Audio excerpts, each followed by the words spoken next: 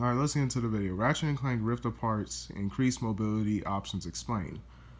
With the addition of new mobility options, Ratchet and Clank Rift Apart seeks to elevate the franchise's gameplay to a new level for the series. Debuted on PlayStation 5. Mobility has always been a significant part to Ratchet and Clank's gameplay, and the new mechanics in the upcoming titles promise to have a major impact on the chaos. With Ratchet and Clank Rift Apart set to release in just over a month, PlayStation has held a state of play to showcase another demo for the first new entry to the series in quite some time.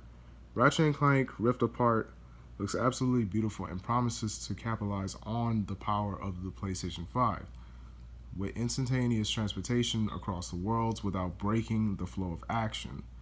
But with a bigger and better Ratchet and Clank, the gameplay needed something more, and it appears to have gotten this thanks to Ratchet and Clank.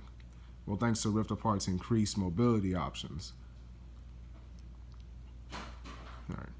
While the series has maintained a consistent action platforming playstyle, with strafing being a key mechanic, several new mobility options have been added to the Ratchet and Clank Rift Apart game. Players will now be able to wall run and dash and use a rift tether to travel between different dimensional tears. Wall running is straightforward, and although it appears to be limited to a designated area, and the dash is typically a dodge mechanic, allowing the players to avoid the damage.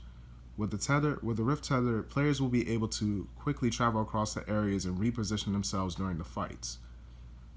All of these new mechanics will undoubtedly add to the series a history of chaotic gameplay, and mastering these new mobility options will likely be critical for players, especially on a harder difficulty setting.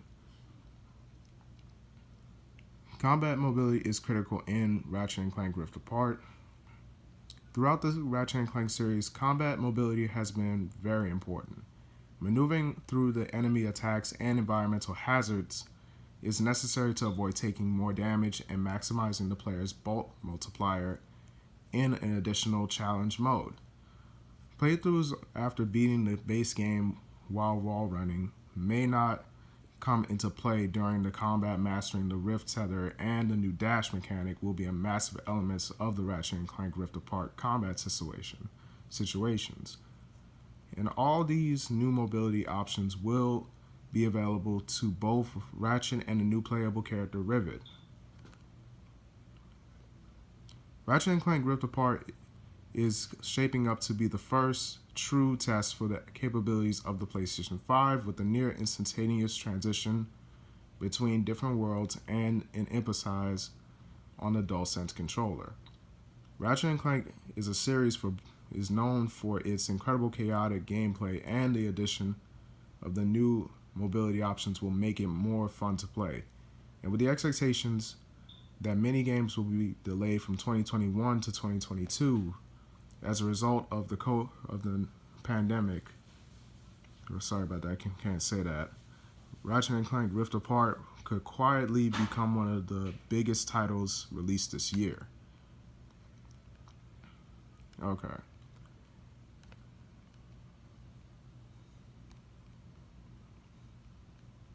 Okay, that's it for the video. If you guys enjoyed, definitely leave a comment down below. What do you guys think about the new combat system and how it allows you to move around through certain areas in the dimension, and how will you use it? Will you use it to save yourself more, or will you use it just to get away from certain spots? Especially since the game has newer weapons that have better and more unique settings to help you with gameplay wise. So I definitely would say let me know what you think. So if you guys enjoyed this video, like, share, and subscribe. Turn on that post notification bell for more for Ratchet and Clank Rift Apart news. And thank you for watching, and I will see you in the next video.